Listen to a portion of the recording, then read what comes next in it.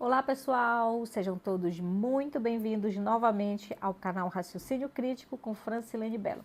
Eu sei que eu estava sumida, eu sei que vocês estão me cobrando muito conhecimento, mas agora eu estou de volta, porém eu estava com muito trabalho acumulado aí e, mais importante, eu estava estudando para trazer para vocês as melhores atualizações que nos ajudam e que irão nos ajudar a salvar vidas. Afinal de contas, o meu objetivo aqui, o teu objetivo é construir um conhecimento para salvar vidas, certo? Então pronto, já voltei. Fiquem calmos.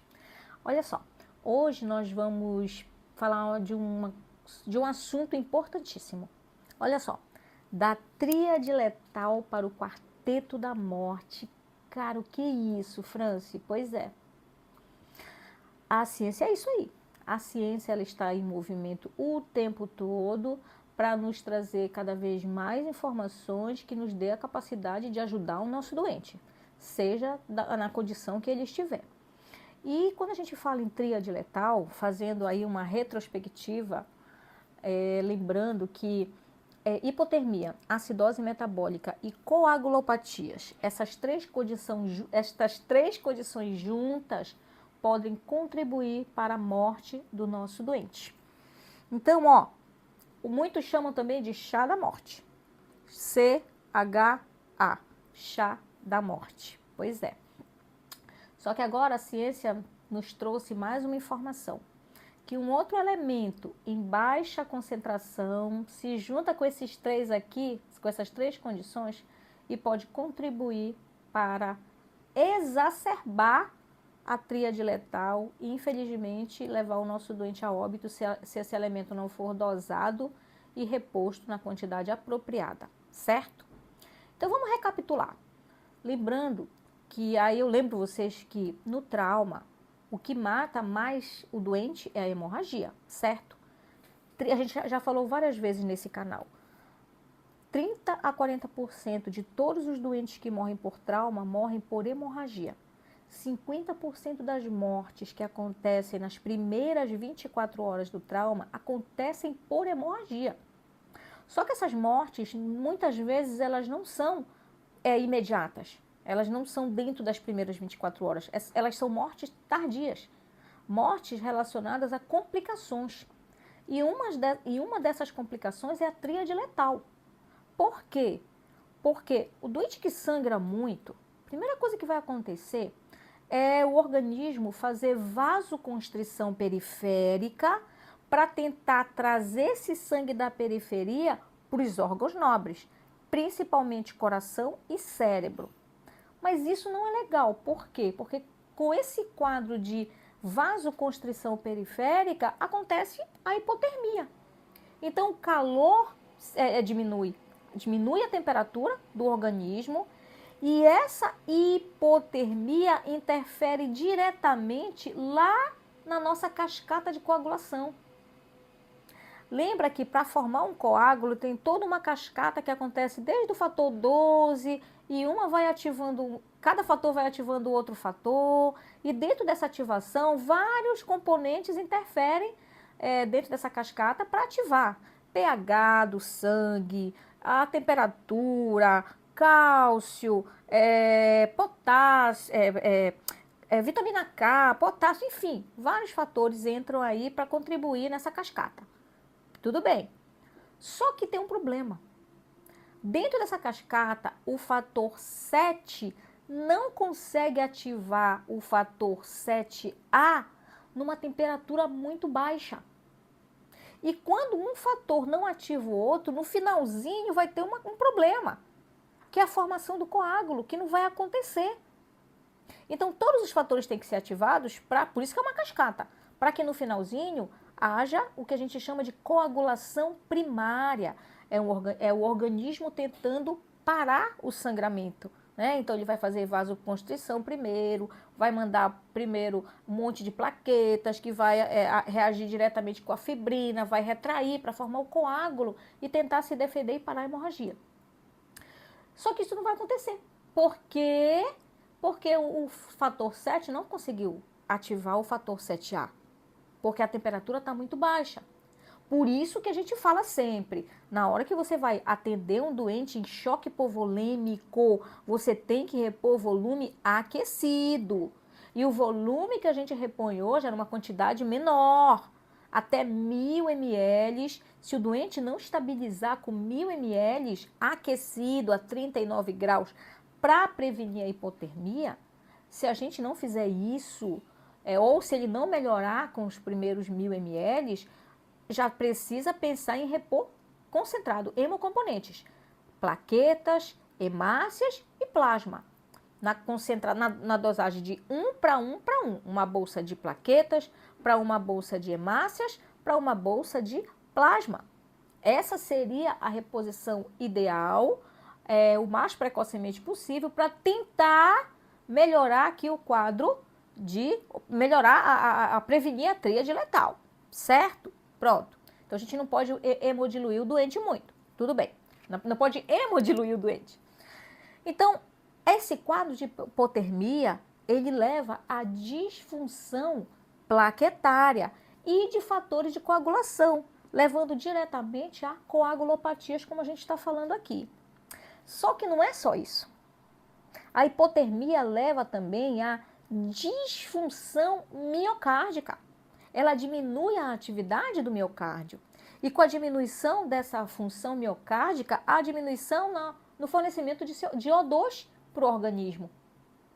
E, gente, a célula, ela depende de O2 para o seu metabolismo aeróbico. Quando ela não tem o O2 na quantidade apropriada, o que vai acontecer? Ela começa a morrer e com essa morte celular, acontece a liberação de ácido lático, o aumento importante de ácido lático no sangue. O que significa isso? O sangue se torna mais ácido, o pH cai.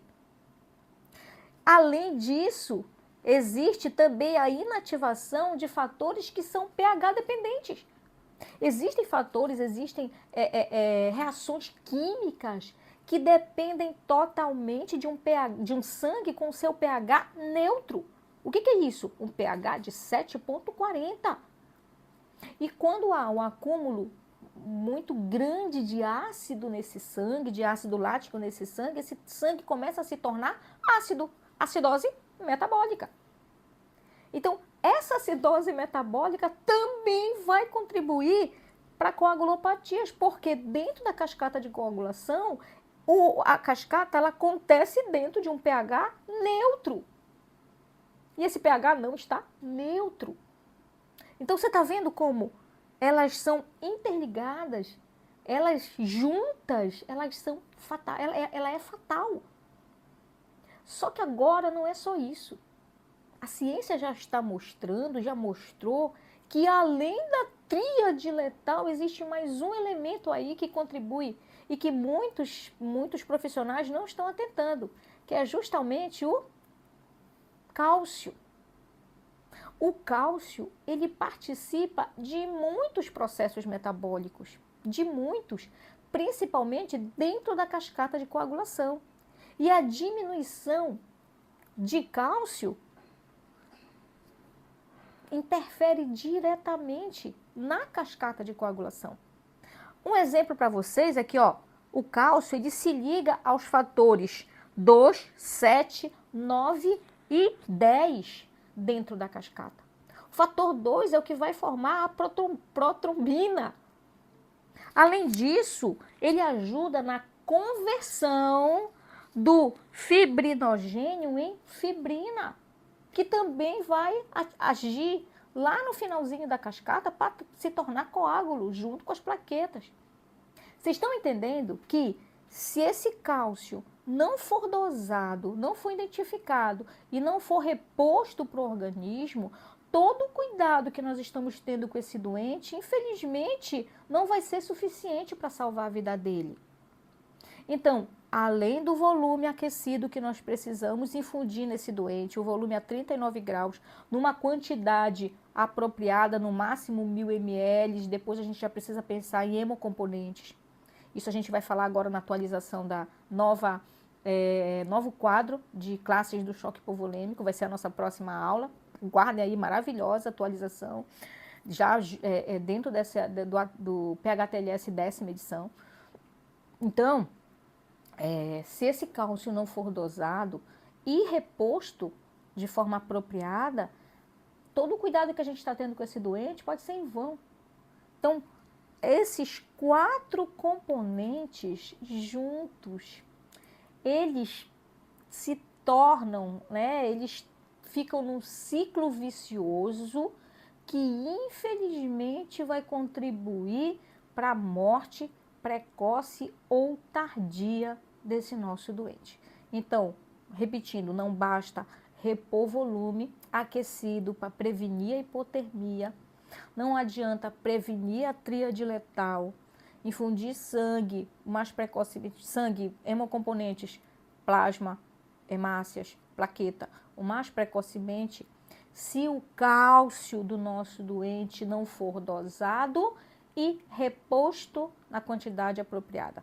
Qual seria a melhor reposição? Ou gluconato de cálcio ou cloreto de cálcio, depende muito. Quem vai decidir isso é o colega médico que está no plantão.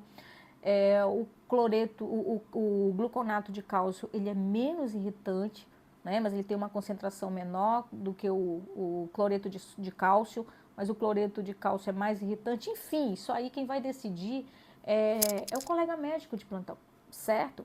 O que a gente precisa entender é que a condução de um doente em choque hipovolêmico, a monitorização dessas 4 condições, elas são importantíssimas.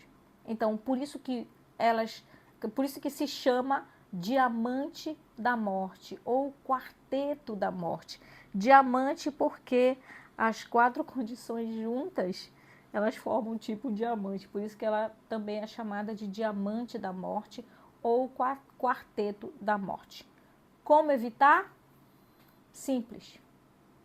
Manejo adequado do choque hipovolêmico na sala de emergência. Primeira coisa, controlar a hemorragia o quanto antes. Repor o volume aquecido, monitorar o doente, dosar o cálcio, repor o líquido, o cristalóide numa quantidade menor, transfundir o quanto antes, se for o caso, num quadro de choque classe 3 e 4. E lá na nossa próxima aula, que é de classes do choque, atualizada para a 10ª edição do PHTLS, vocês vão ver como esse cuidado também ele está mais focado na reposição precoce de hemocomponentes. Tudo bem? Então, espero que eu tenha ajudado aí vocês.